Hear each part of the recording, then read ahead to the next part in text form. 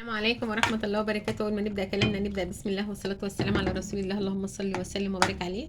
أحلى شوية فول والله بيتعملوا في الطاسة دي، سبحان الله مش عارفة يعني أنا بحب أعمله في الطاسة دي بالذات بتاعة الآلية، بيبقى طعمه جميل.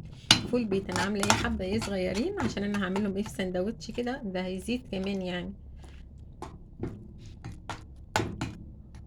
أنا بجيب يعني بالنص كيلو، هي الفوالة عندي بتشيل نص كيلو بس. بحطه ايه في الاكياس وبعدين بقى ايه بروح ايه ما بعوز ايه بطلع منه. تمام تمام.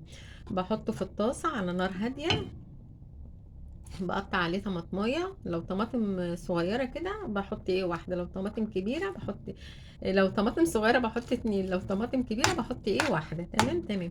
وايه وبحط عليه قرن فلفل بخرطه ايه حتت صغيرة كده، مش باينة فيه ازاي اهي. وحبة زيت، حبة ملح، حبة طبعا مش حاطة شطة لان هو الفلفل حامي، وحبة كمون اهم حاجة لان الفول بيحب الكمون طبعا بيبقى جميل فيه، وحبة الزيت. وبحب اعمله في الطاسة دي سبحان الله بيبقى طعمه جميل.